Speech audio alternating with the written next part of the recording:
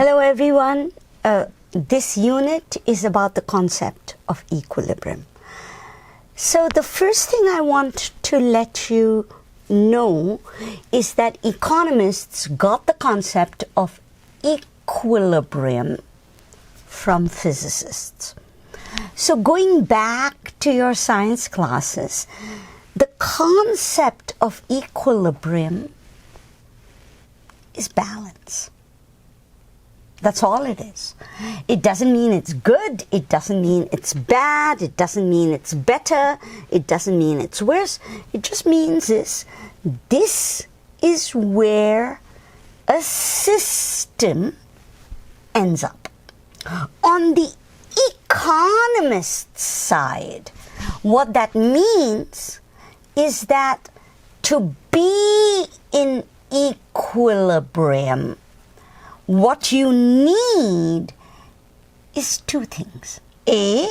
Either every actor or agent, supply, demand, consumer, firm, whatever, has met their aims, or if they haven't, there's nothing they can do to change the situation. So either you met your aims, or if you didn't meet your aims, you got to put up with it. Got to stay with it. So equilibrium just means a very simple thing. No more situation where someone can change their behavior or do something else to change outcomes. It's a small concept. It's a confused concept because we often confuse it with best, worst, whatever, but that's all it means. Item 1. Item 2. When it comes to equilibrium, we have two ideas of equilibrium. One is partial, based on this, which we've seen before.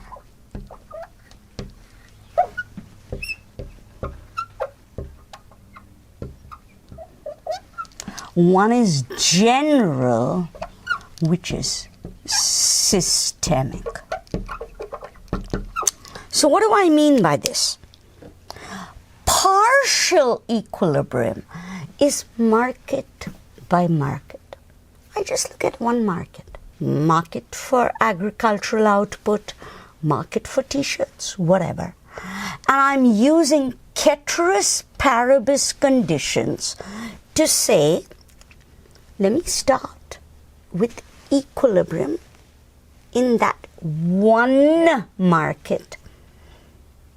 And then something changes in the ceteris paribus. One thing changes in the ceteris paribus.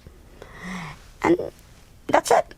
No more additional feedbacks, no more anxiety, nothing.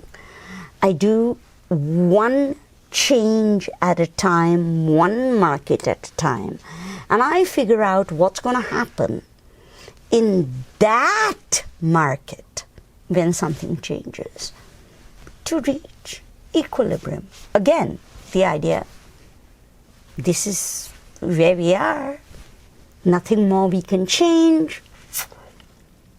Everybody's either met their desires or there's nothing more they can do to change things. This is the end result. General equilibrium is a much more complicated concept. General equilibrium is systemic. It includes feedback loops. Think about it. Say something happens in wage markets. You get more or less wages. It's going to affect firms' costs. It'll affect firms' supply decisions. But there's a feedback. It's also going to affect your consumption decisions. It's going to affect whether you buy stuff. Then there's more feedback. If you don't buy the stuff, the firm can't sell it. And then the firm may fire more people, right? So general equilibrium is systemic, and it's what we focus on in macro.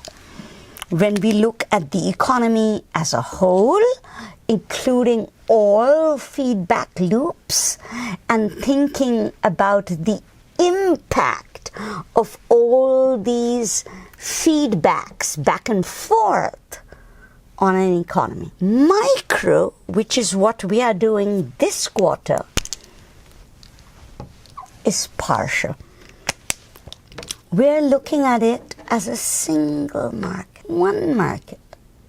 We're going to isolate out the systemic feedback effects. Ignore them for now. When you come to macro, you won't ignore them, but ignore them for now.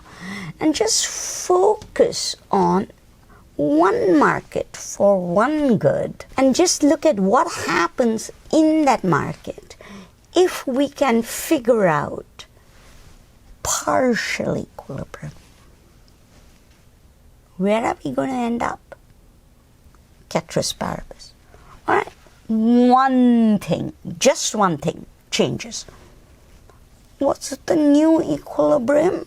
Assuming no feedback effects in that market. So what we're going to do for this unit and the rest of the quarter is all partial equilibrium. If you want general equilibrium, come to macro. We're going to teach you more about that.